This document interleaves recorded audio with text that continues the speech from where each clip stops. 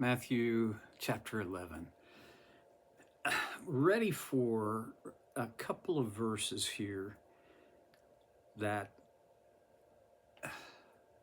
well, there's a reason why they're a favorite for many, and they're a favorite of mine. In verse 28 of what we have as chapter 11, Jesus says, "Come to me, all you who are weary and burdened, and I will give you rest. Take my yoke upon you and learn from me, for I am gentle and humble in heart, and you will find rest for your souls. For my yoke is easy and my burden is light." Come to me, all you who are weary and burdened. This would be everybody at one time or another. All of us become weary.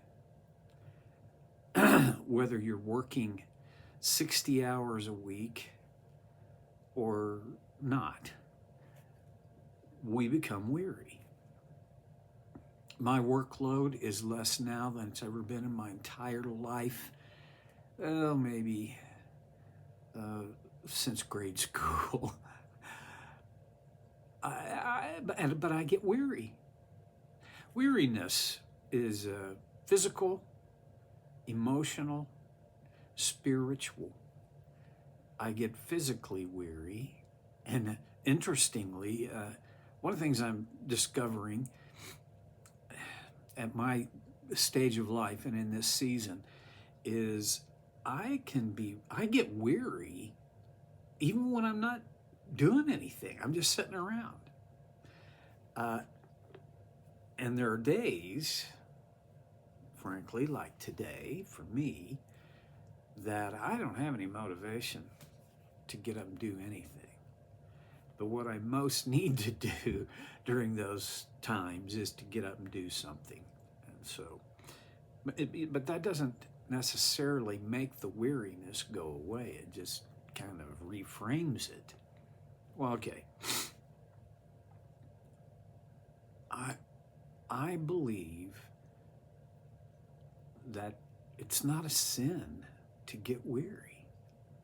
It's not a sin to grow tired physically.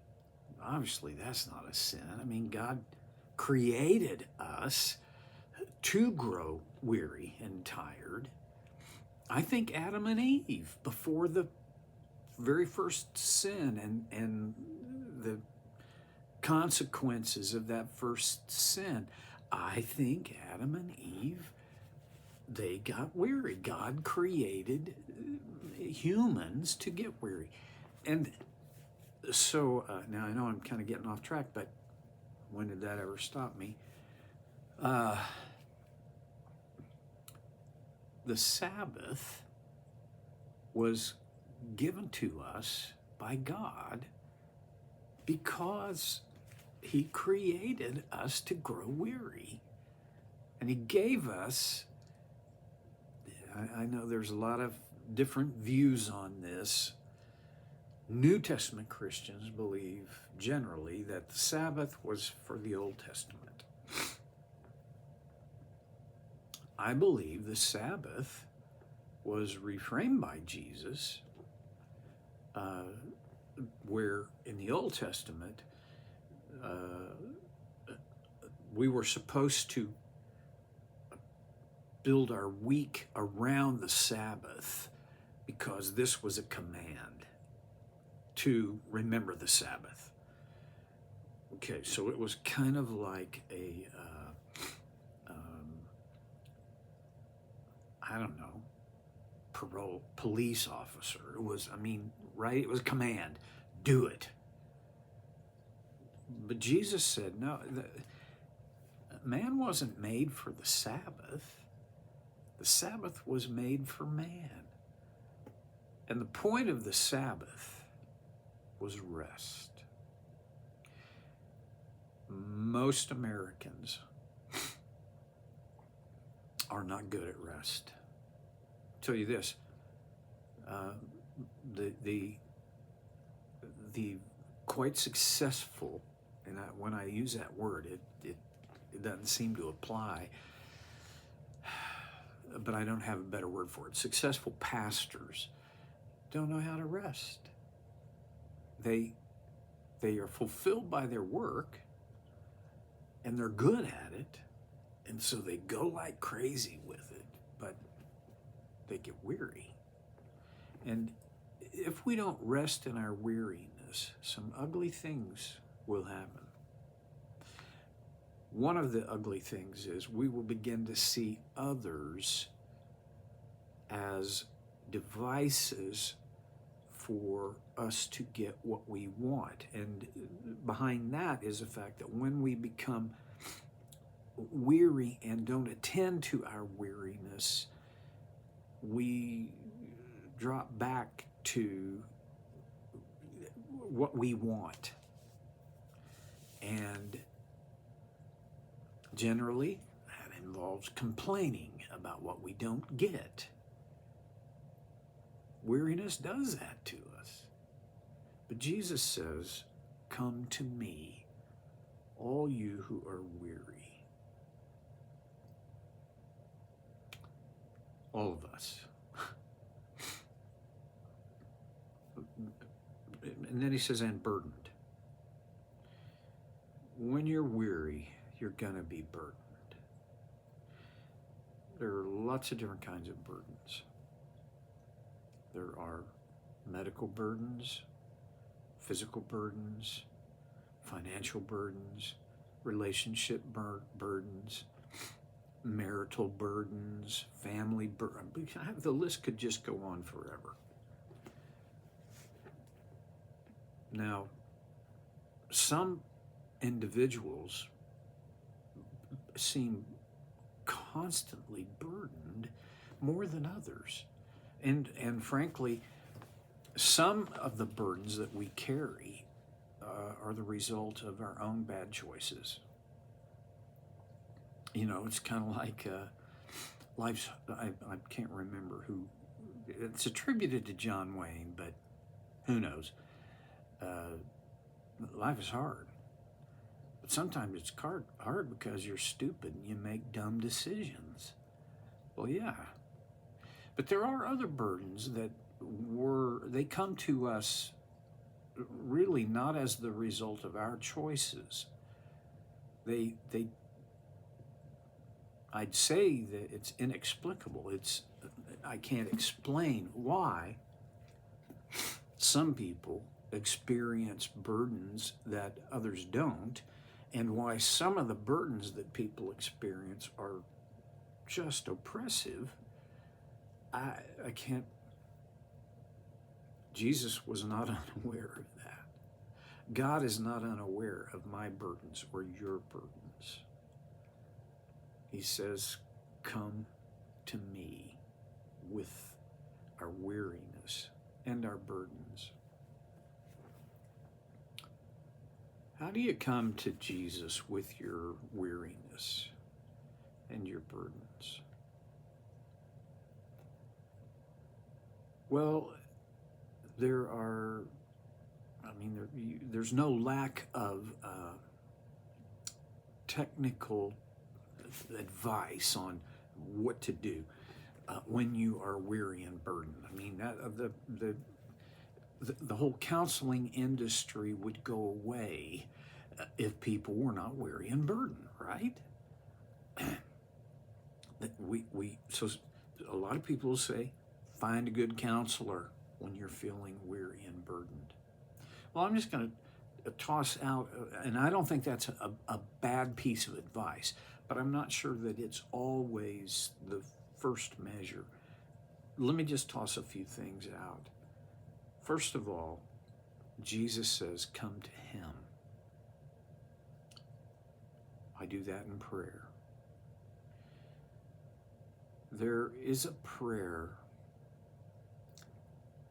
an ancient prayer, that when I am weary and burdened, it's become my go-to. 2 phrases. Lord, have mercy. Christ, have mercy.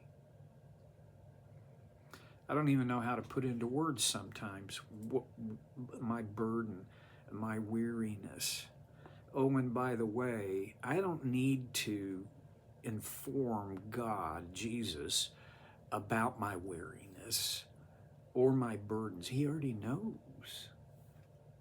But to come to him in my weariness, to come to him with my burdens,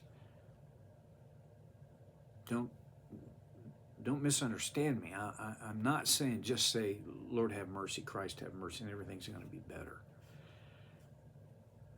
That may be the place to start, though.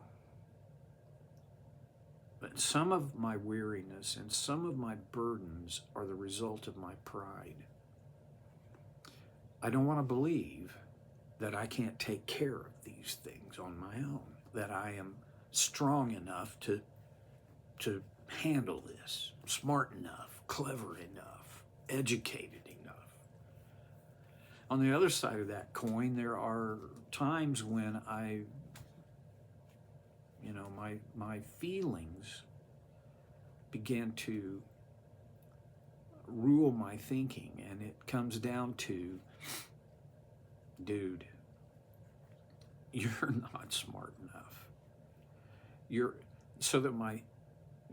not strong enough. You're not committed enough. You don't have enough faith. You're just not worthy.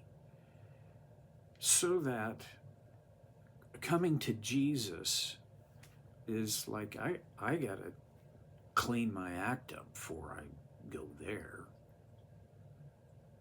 Well, both my pride and my shame they keep me from the Christ, the Lord, that I want. That is my only hope, with my burdens and my weariness. Come to him. You know, there are times when we just don't have words. I can't articulate. Sometimes I don't have words for it, and often, very often, I don't even understand it. A lot of times I don't know where it's coming from. I just know I'm getting to the end of my rope. I'm grateful for what Paul wrote, that the Holy Spirit, God's Spirit in me, he takes those inarticulate things to God he translates my groans and utterings. And some people say, well, that's all about speaking in tongues. I don't think so. I think it's about God hearing, knowing what is in me. And sometimes it's just a matter of breathing deeply, physically and spiritually, breathing deeply of his grace and reminding myself he wants me to come to him with my weariness and come to him with my burdens. Today, this is kind of one of those preachy things, but I think it's valuable for me to say, don't let your pride or your shame keep you from coming to him with your weariness, with your fatigue, mental, emotional, physical, spiritual fatigue, and the burden, whatever your burdens are, whether the basket's got a few in it or it's overflowing. Come to him. Go to him. It's his invitation. Don't let shame keep you from going because you don't think you're good enough. Hey, you realize you can't get good enough, but you are made good enough by his grace and his love and his power. Well, okay. That's it for today. I'll see you next time on Soul Care with Stevie Boy.